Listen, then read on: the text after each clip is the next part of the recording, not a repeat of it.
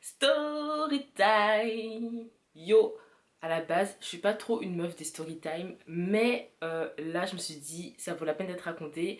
Il y a 2 jours, je racontais cette histoire à ma nièce, et quand je lui racontais, on s'est rendu compte, on s'est dit, mais wesh, c'est ouf! Du coup, je me suis dit que j'allais en faire une vidéo.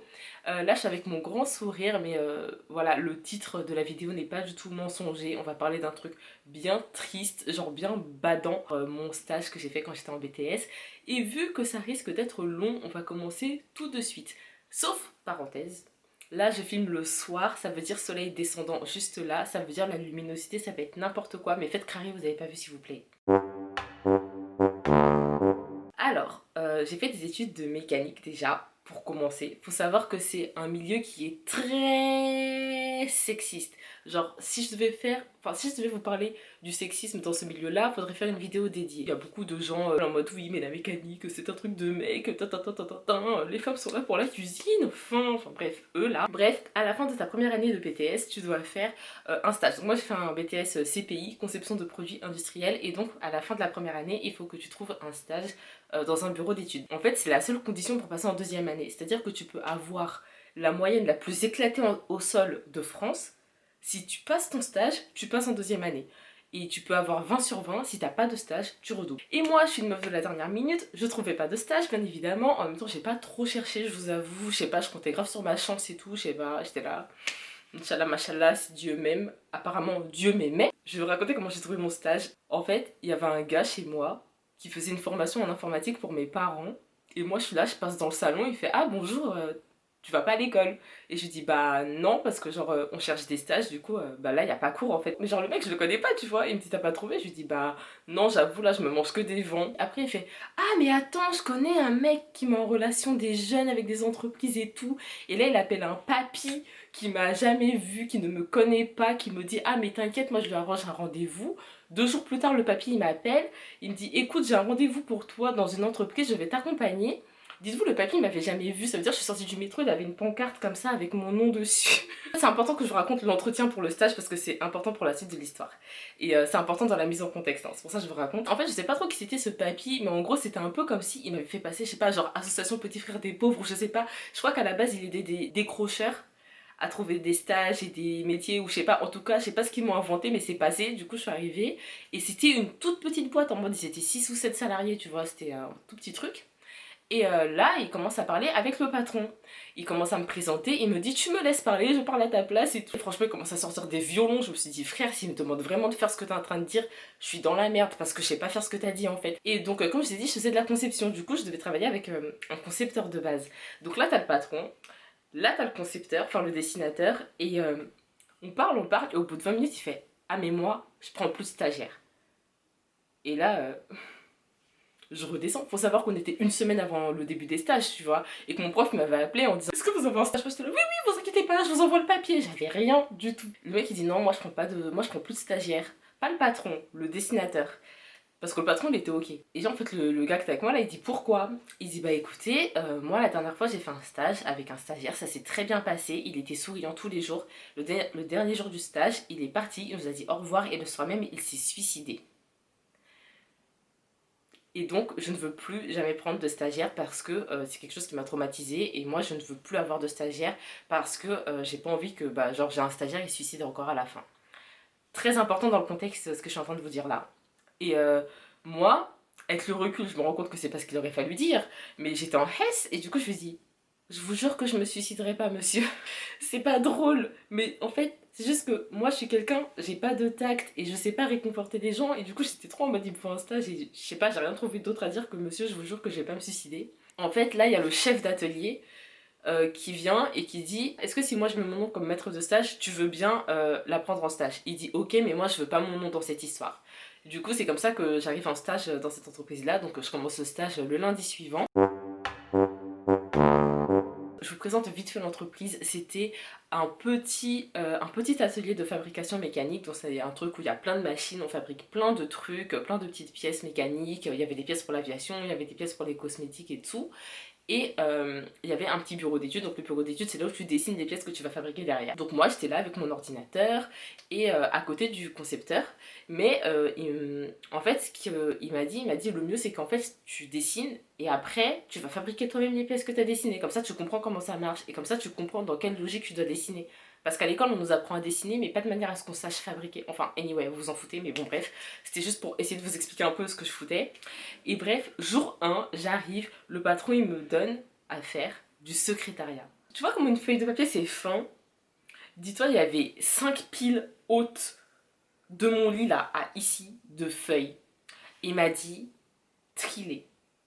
Je devais les trier par ordre alphabétique et par année. J'ai fait mon stage en 2014, il y avait des trucs qui dataient de 2006 et j'ai dû tout trier. Ça m'a pris la journée entière, je devais trier par client, par machin. Des trucs que j'ai jamais fait, moi je suis éclatée en secrétariat, d'accord. Moi je fais de la mécanique, je dessine des vis et tout, tu vois. Le mec il arrive, il me dit trie des papiers. Je sais même pas faire la différence entre la taxe d'habitation et la taxe foncière, tu parles avec moi genre.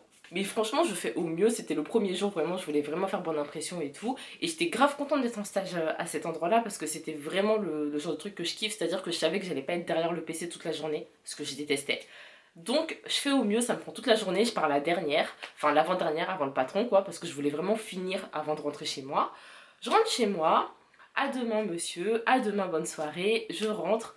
Le lendemain matin, j'arrive. Je sais plus ce que je fais, le patron il arrive, faut savoir que c'était un peu le genre de patron que comme c'est le patron, il arrive un peu à l'heure qu'il veut, c'est-à-dire l'après-midi.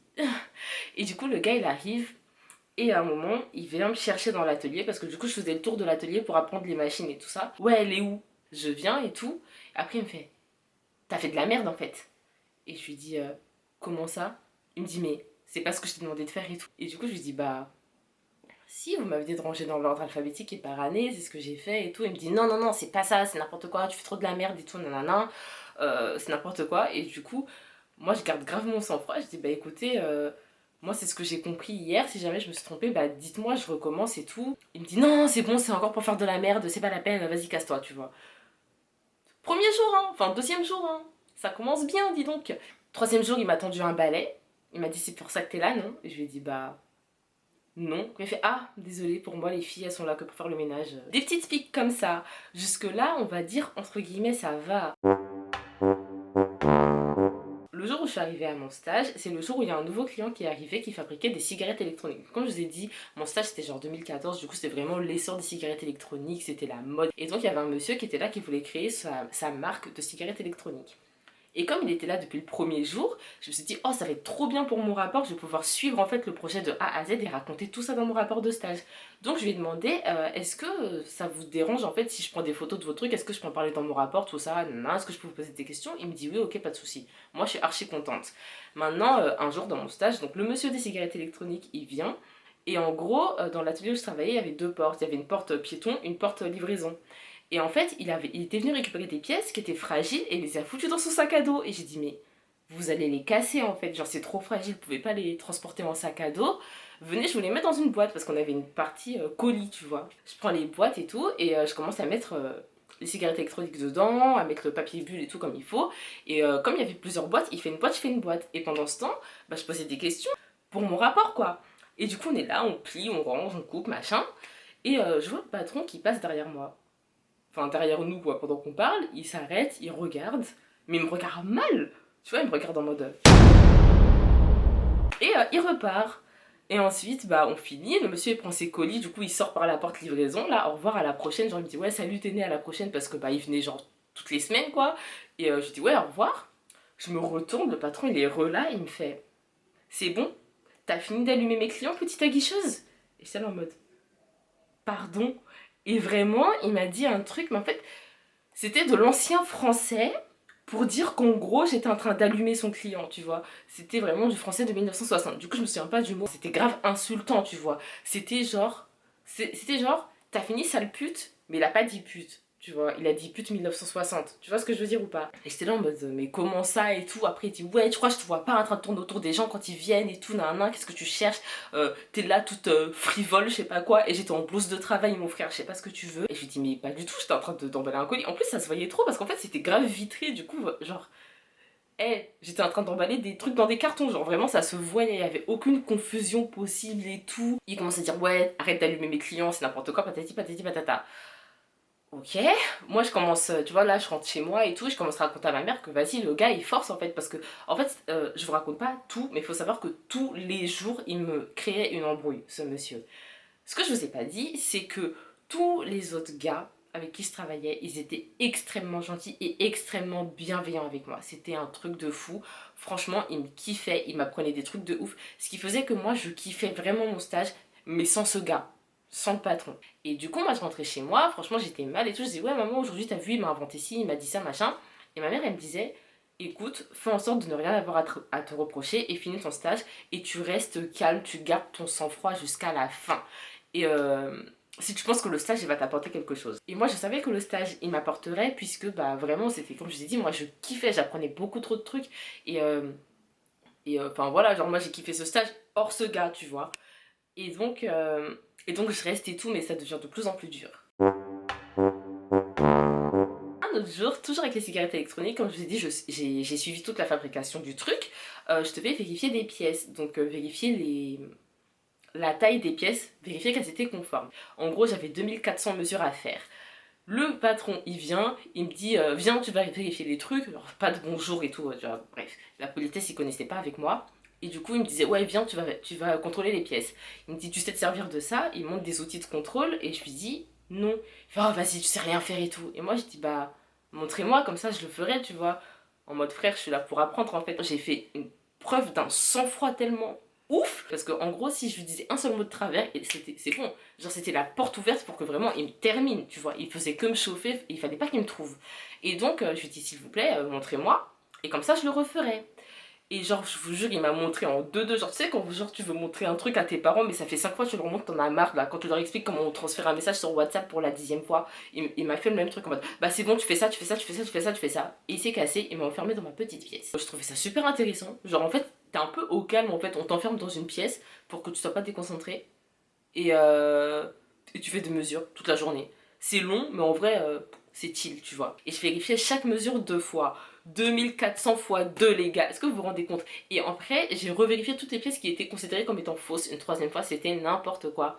Et ça m'a pris 2 jours complets. 2 jours complets, sachant que le truc était tellement étroit que je ne pouvais pas m'asseoir, donc j'ai vraiment passé 2 jours complets debout. Donc j'ai passé mon stage pendant le ramadan. En fait j'étais éclatée en fait, tu vois, genre j'étais grave fatiguée, tu vois, parce qu'en plus c'est l'été, il faisait chaud, je pouvais pas manger, je pouvais pas boire, j'étais dans une petite pièce fermée, autour de moi il y a des machines qui tournent, il fait 30 degrés, mais je fais le truc grave bien, avec minutie. Au bout de 2 jours, je rentre chez moi. Le lendemain matin, j'arrive, il me dit ah mais t'as encore fait de la merde en fait. Déjà, j'étais choquée parce qu'il était arrivé avant moi. On commençait à 7h du matin. Et j'étais grave choquée qu'il soit arrivé avant moi, tu vois. Et il me dit ah mais t'as encore fait de la merde et tout, c'est pas possible, tu sais rien faire. Et je vous jure qu'il a saboté mon travail. Parce que j'ai une manière de ranger les choses. Je vais faire un exemple. Les pièces que je contrôlais, c'était des tubes. Un peu comme ce bouchon, vous voyez. Et donc, il y avait un gros trou d'un côté, comme sur le bouchon. Et de l'autre côté, un petit trou. Et moi, ce que j'avais fait, c'est que pour chaque boîte, j'avais fait en sorte que tous les petits trous soient d'un côté, genre toujours vers moi, et les grands trous de l'autre côté. Enfin bref, j'avais rangé d'une certaine manière que je captais, tu vois, pour que ça fasse ordonné dans la boîte. Il y avait des pièces, c'était à l'envers par rapport à mon système de rangement. Il me dit non mais c'est de la merde et tout. Je dis mais je comprends pas, j'ai vérifié 2 fois et tout. Parce que moi au début j'arrive avec ma bonne foi. Il me prend le truc, il me mesure, il dit regarde c'est de la merde et tout. Je dis mais c'est pas possible. Je lui dis monsieur c'est pas possible. Et là je regarde la boîte et je fais mais monsieur vous les avez mélangés. Il me dit non, j'ai rien touché du tout. Je dis bah ok, bah si c'est pas vous, quelqu'un a saboté mes pièces. Sauf qu'en fait moi j'étais souvent la dernière à partir juste avant lui et que bah pour la première fois il est arrivé avant moi. Du coup en fait personne d'autre que lui n'y avait touché. Je lui dis monsieur, vous les avez mélangés? Il me dit non j'ai pas mélangé et tout, tu sais rien faire et tout, recommence. Franchement je vous jure j'avais les larmes aux yeux. Le monsieur des cigarettes électroniques il venait le jour même à midi. Et donc, j'ai dû tout. Enfin, le truc qui me prenait 2 jours à faire, je devais le recommencer. Et quand le mec il est arrivé, il avait grave les nerfs parce que du coup, ça lui mettait du retard sur sa fabrication. Et il était grave déçu. Et en fait, j'ai pas osé lui dire je suis désolée, on m'a saboté les pièces, tu vois. Je lui ai juste dit ouais, je suis désolée, c'est pas terminé. Il m'a dit vas-y, c'est pas grave. Et genre, lui, dans son, Dans son sac à dos, il avait des outils de mesure aussi. Du coup, il a sorti ces trucs. On a commencé à faire du contrôle de pièces ensemble et tout pour que ça aille plus vite. Mais voilà, ça nous a pris toute la journée. Genre, le mec, il est parti à 18h et j'étais là en mode encore désolé. Enfin, encore heureux, il avait pas tout mélangé. Du coup, j'avais pas 2 jours de travail devant moi, tu vois. Mais voilà, du coup, on a fait ça tout l'après-midi et j'étais grave gênée. Et franchement, ce soir-là, je pense que quand je suis rentrée chez moi, j'ai dû pleurer énormément de larmes de mon corps parce que c'était trop. Je vais vous parler maintenant de la fin de mon stage parce que ça sert à rien en fait que je vous raconte tous les jours toutes les misères qu'il m'a faites parce que vraiment déjà mon cerveau il a effacé certains trucs, tu vois, parce que vraiment c'était trop gros. Retenez seulement que j'ai pleuré quasiment tous les soirs de ce stage en rentrant chez moi tellement c'était ouf et que le coup de mélanger les pièces, le coup de me tendre un balai, le coup de me dire ah mais t'es pas là pour le ménage, le coup de me dire t'es une allumeuse et tout, c'était vraiment quotidien. Là je vais vous parler de la fin de mon stage quand mon prof est venu parce que quand t'es en stage ton prof te rend visite. Faut savoir que j'avais 2 profs principaux à l'époque et que c'était celui qui m'aimait le moins qui devait venir me voir. Et faut aussi savoir que là où je faisais mon stage, c'était à côté de mon lycée. Et en fait, les profs, ils étaient choqués. Ils ont dit, mais on savait pas qu'il y avait un atelier dans le quartier et tout. Et du coup, quand je leur ai donné ma convention de stage, mes profs, ils m'ont mis une petite pression en mode, ouais, t'es née, t'es la première de l'école à faire un stage là-bas. Et c'est vraiment super intéressant comme stage. Comme je vous l'ai dit, c'est vraiment un stage archi enrichissant. Et du coup, ils m'ont mis une petite pression en mode, ouais, comme t'es la première, il faut que tu fasses bonne impression pour qu'ils se disent qu'ils vont prendre d'autres élèves de ce lycée dans les années suivantes. Donc mon prof, il arrive, le prof qui me déteste, genre vraiment ce prof, il pouvait pas me voir, je ne pouvais pas le voir, nous ne pouvions pas nous voir, enfin bref, ce prof ne m'aimait pas, je l'aimais pas, et je tombe sur lui. Le jour où mon prof vient, il vient le matin, il vient à 9h, moi j'arrive comme d'habitude à 7h du matin, et je demande en fait aux mecs de l'atelier, je répète qu'ils étaient tous archi sympas avec moi, je leur dis, hey les gars, vous pouvez rester dans le vestiaire 2 minutes s'il vous plaît, je vais faire une vidéo, parce que je voulais mettre ça, je voulais mettre une vidéo dans mon PowerPoint de présentation. Ils me disent, oh mais pourquoi tu filmes et tout, pourquoi aujourd'hui? Je dis, oh bah je sais pas, mon prof il vient aujourd'hui, j'y ai pensé. C'est là, ah ouais, ton prof il vient, attends, on va nettoyer l'atelier, faut que ce soit trop beau quand il arrive et tout, genre, des amours. Franchement, c'était trop sympa. Le patron, il est pas là. Et du coup, le prof, il arrive et il y a mon maître de stage. Il dit bonjour, je suis monsieur Intel, je suis le maître de stage. Et à ce moment-là, le patron arrive. Il arrive par l'autre porte. Comme je vous ai dit, il y avait 2 portes. Il arrive par l'autre porte. Il tourne la tête, il me regarde et il fait ça. Il fait...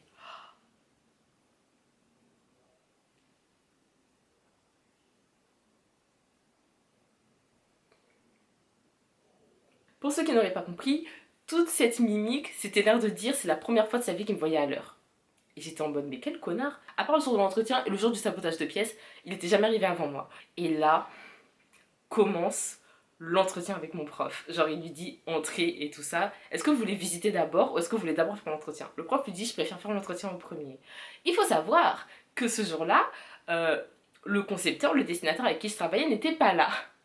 Pour histoire drôle, il travaillait pas le vendredi de base. Du coup, moi, je lui ai dit, enfin, j'ai demandé à mon prof de ne pas venir un vendredi. On a décalé au jeudi. Sauf que il est pas venu et il m'appelle et il me dit, ah non, mais moi, je viens pas. J'ai plus d'eau chaude chez moi. Moi, c'est mort, je viens pas et tout. Je suis désolée, je viens pas. Je ne prends pas de douche froide. Donc, il n'était pas là pour expliquer ce que je faisais dans mon stage. Bref, on commence par l'entretien, ça veut dire on rentre dans le bureau, il y a le patron, il y a mon prof et il y a moi. Il y a donc mon maître de stage officiel, le chef d'atelier, qui vient. Il dit, bah comme je suis maître de stage, bah je viens aussi. Et le patron il dit, ah non, non, non, je fais l'entretien. Toi tu retournes travailler, c'est moi qui fais. Je veux pas que tu sois là. Et je me suis fait mêler par la mafia. C'était, comment on dit? Je me suis fait massacrer. Je me suis fait massacrer. Tir direct dans la tempe sans aucune sommation. Cet entretien, j'avais le patron en face de moi, le prof à gauche, moi à droite, j'étais dans un coin. Je tiens à dire, j'étais encerclée, je pouvais pas sortir. Et le prof il commence à me dire ouais Téné ça se passe comment le stage et tout. Dans ma tête je me dis Téné parle pas du patron parce que tu vas mal parler. Déjà le prof il t'aime pas. Donc à partir du moment où je vais mal parler c'est mort pour moi. Du coup qu'est-ce que je fais? J'ai dit bah écoutez monsieur, moi je suis très contente de mon stage et je lui raconte tous les autres aspects de mon stage. Parce que comme je vous ai dit, moi je kiffais mon stage. Hormis ce mec là, franchement je kiffais ce que je faisais. Je lui explique que moi je suis super contente de mon stage, que je me sens super enrichie, que j'ai appris énormément de choses, que j'ai appris à appliquer des trucs qu'on avait en cours, que j'ai même l'impression d'avoir de l'avance sur mes cours tellement j'ai appris des trucs. Et c'est vrai, genre aujourd'hui encore j'ai appris plus dans mes 6 semaines de stage que dans l'entièreté de mon BTS, j'ai l'impression. Et là il dit et vous monsieur, qu'est-ce que vous en pensez? Il dit alors, elle est impolie, elle est jamais à l'heure, elle nous prend de haut. Quand je lui demande de faire quelque chose, elle dit non. Quand on lui demande ce qu'elle veut faire, elle dit qu'elle veut rien faire. Elle ne fait rien, elle ne veut pas recevoir d'ordre. Et le prof, il me regardait, mais il avait les yeux rouges. Genre vraiment, si le prof il avait pu me mettre une droite pour faire tomber mes dents, je vous promets, c'est ce que son regard il est en train de me dire. Il me dit ouais, t'es née c'est n'importe quoi, t'es la première à venir dans cet atelier, tu fais ça et tout, ils vont penser que tous les élèves du lycée sont mal élevés et tout. Et je lui dis mais monsieur, il a menti, j'ai pas fait ça, tu vois. Et là le prof il me dit ferme-la, ferme-la, tais-toi. En fait, le mec en face il mentait, le prof il a décidé qu'il le croyait et je n'avais pas le droit de me défendre. Il fait sombre, je vais allumer la lumière, c'est vite fait mieux. Et du coup ouais, en fait le prof il me laisse pas l'occasion de me défendre et il me dit non t'es né maintenant tu te tais, tu la fermes et tout. Mais vraiment il m'a dit ferme-la mais c'était trop sec. Et là je dis mais monsieur il ment en fait. Il me dit mais t'es né je t'ai dit ferme-la. Et après il me dit sors. Et il fait sors, je continue avec le monsieur. Et moi je sors et le prof et le, et le patron, ils continuent à faire la discussion sans moi. Je suis sortie, j'ai pleuré toutes les larmes de mon corps. Et, et là, genre, en fait, il faut savoir que toutes les fois de ma vie où j'ai vraiment pleuré toutes les larmes de mon corps, c'était toujours le ramadan. C'est-à-dire que moi, je pleure que quand je peux pas me réhydrater. J'essaie de faire ça en mode rigolo, mais je vous jure que c'était pas drôle du tout. Genre là, j'ai carrément mal à la tête. Mais genre, je suis vraiment sortie en larmes, en larmes, en larmes, en larmes. Et du coup, les mecs de l'atelier disent, mais qu'est-ce qu'il y a? Qu'est-ce qui s'est passé? Et je leur dis, mais il a fait que mentir, il m'a inventé une vie, il a dit que j'étais jamais à l'heure, il a dit ceci, et genre je répète tout ce que le mec il a dit.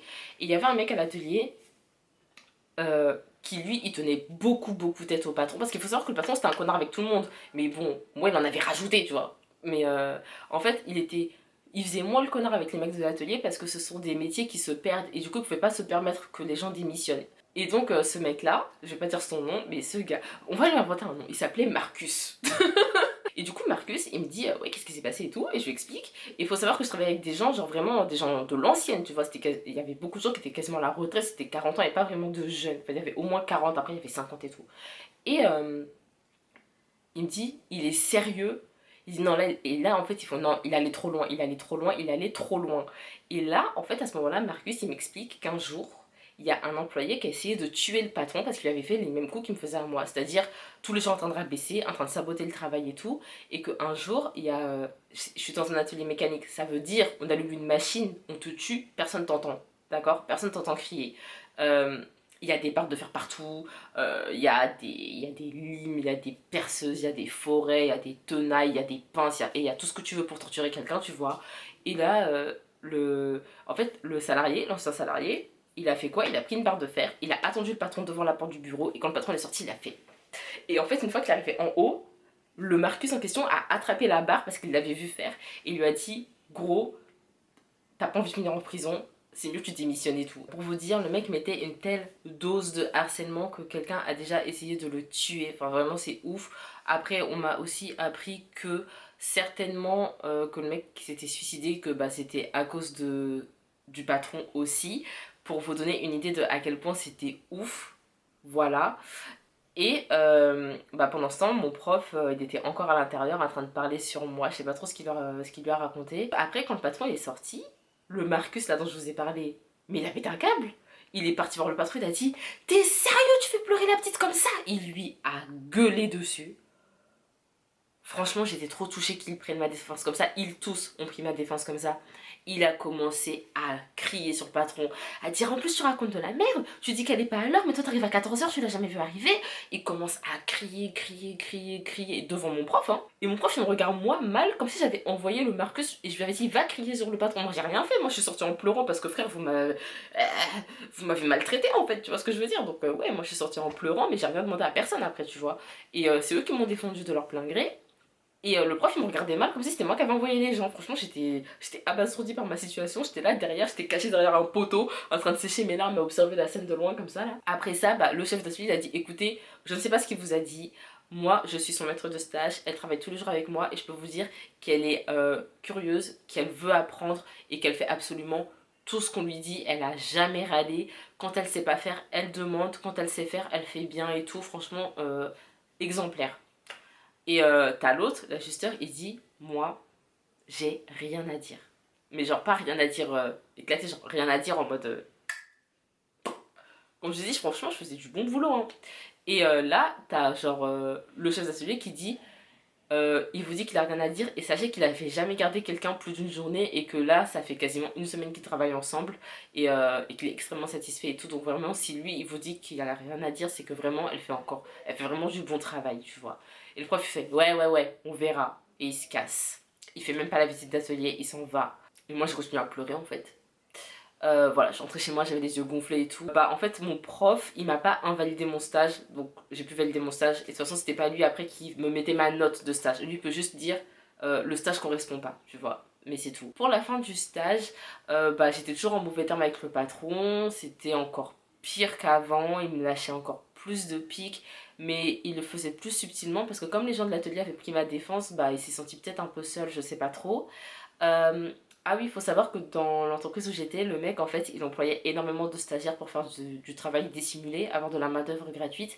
Il y avait plein de mecs stagiaires avec moi, parce que du coup, j'étais la seule meuf, je sais plus si je l'ai dit, j'étais la seule fille de toute l'entreprise, enfin, de l'atelier, quoi. Les 7 salariés plus 4 autres stagiaires, je crois, ou 5 autres stagiaires, je sais plus. Et en fait, les stagiaires avaient tous des stages, enfin les autres stagiaires avaient tous des stages plus courts que le mien parce qu'on faisait pas les mêmes cursus. Donc c'était des stages entre 2 et 4 semaines et moi j'ai fait 6 semaines. Et à chaque fois qu'ils partaient, ils leur donnaient une enveloppe avec de l'argent. Parce qu'il faut que je vous dise que, genre, l'hypocrisie, c'est jusqu'au bout. Donc, ils leur donnaient une enveloppe avec de l'argent. Ils ont tous reçu entre 200 et 300 euros dans leur enveloppe. Et du coup, bah, moi, je m'entendais bien avec les stages. En vrai, moi, je m'entendais bien avec tout le monde, tu vois. Et du coup, lors des échanges, ils ont fait: oh, tu sais, moi, il m'a donné 200 balles. Oh, tu sais, il m'a donné 300, il m'a donné 250 et tout, etc. J'étais: oh, cool et tout, bien. Après genre, ils m'ont dit: tu penses qu'il va te donner de l'argent? Je fais: MDR, il m'aime pas. Pourquoi tu veux qu'il me donne de l'argent? Ouais, le dernier jour, je suis arrivée et tout.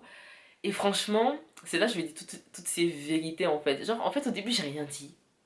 Il a signé le papier pour dire fin du stage. Il m'a donné le papier, j'ai dit merci, j'ai rangé le papier dans mon sac. Il m'a tendu une enveloppe. J'ai ouvert l'enveloppe, il y avait 50 euros. Et je vous jure, genre, les gens qui ont fait 2 semaines de 200 euros, moi j'en ai fait 6, j'ai eu 50 euros. Comment, tu vois? Mais bon, en soi, il était pas obligé de me payer. Mais franchement, j'étais en mode putain, le mec c'est vraiment un connard, mais genre jusqu'au bout. Genre, même ça, il l'a pas fait proportionnellement, tu vois ce que je veux dire?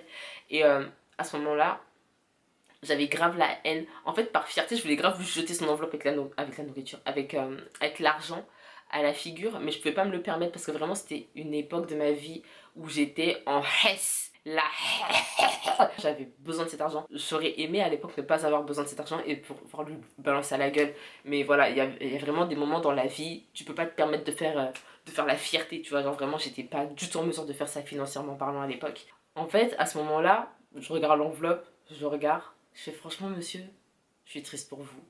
Je lui dis je sais pas ce que je vous ai fait, je sais pas à quel moment vous vous êtes dit je vais saboter une fille, enfin je sais pas, genre j'ai 17 ans, je passe un BTS, vous êtes là l'année prochaine, vous êtes à la retraite, genre vous avez rien trouvé de mieux à faire, enfin je sais pas. Et du coup à ce moment-là, je vais un peu vider mon sac et franchement je lui ai dit je lui ai dit franchement, je sais pas c'est quoi votre complexe, mais j'espère que vous allez le résoudre parce que c'est chaud, genre vraiment c'est chaud que enfin genre vous vous êtes dit je vais en prendre une gamine de 17 ans. Genre, franchement, enfin je sais pas, regardez-vous dans une glace, vous vous mettez pas en question. Et comme ce mec est un imbécile, il a éclaté de rire quand je lui ai dit ça. Après j'ai dit bon écoutez, c'est pas grave, de toute façon j'ai rien à vous dire. Moi mon papier était déjà signé au chaud dans mon sac, donc bon, je suis partie. Et voilà, je me suis cassée. J'ai appris à la rentrée qu'il avait appelé mon prof là qui m'aime pas pour lui raconter encore de la merde. Le prof il m'a dit alors toi t'es né en stage, j'ai appris des trucs, un truc comme ça. Et je lui ai dit vous avez appris quoi? Il m'a dit je te dirai pas. Et je lui ai dit vous allez pas me dire ce que vous avez appris sur ma propre vie de mon propre stage? Il me dit non ça ne te regarde pas. Et je lui ai dit ma propre vie ne me regarde pas? Il m'a dit non. J'ai fait ah ok. Enfin voilà comment s'est terminé mon stage. En fait ça s'est pas bien fini le stage en mode ouais on est devenus potes et tout, rien du tout. Mais en fait ça s'est bien fini finalement parce que j'ai eu 15 à mon rapport de stage parce que c'était pas mon prof qui m'évaluait et que c'était pas non plus... Je vous ai pas dit. Parce qu'en fait, il a voulu noter mon stage, le patron. Il a voulu prendre la feuille et me noter mon stage. Et c'est ce qu'il a fait. Il a pris la feuille notation de stage, il a mis une note de merde. Ah, ça vient de revenir là comme une illumination. Il a fait ça juste avant que je sorte de la salle en pleurant. C'est à ce moment-là que je suis partie. Et en fait, le chef d'atelier, il a dit, hé, réimprime-moi une feuille. Et en fait, on a réimprimé une feuille et mon vrai maître de stage m'a mis les vraies notes qui allait avec ce que j'avais fait. Et ensuite, ils ont pris le tampon du truc là, qui était caché sous le bureau du patron, pour le tamponner. Ils ont signé à sa place et mon maître de stage, il a signé à côté parce qu'il faut que le patron et le maître de stage signent et tout. Et c'est comme ça en fait que j'ai eu ma note d'entreprise bien et après ma note de rapport bien, et ça m'a fait une moyenne de 15 parce qu'il m'avait allumé dans son truc mensonger, il m'avait mis n'importe quoi. J'avais grave oublié. Enfin bref, les mecs de cet atelier là, c'était vraiment des gens en or, ils m'ont sauvé. La morale de l'histoire, si je devais en donner une, c'est que, bah frère, le harcèlement moral, c'est pas drôle. Je pense sincèrement que si j'ai pas eu des séquelles traumatiques comme ça après, c'est vraiment parce que les mecs de l'atelier me soutenaient et étaient de mon côté.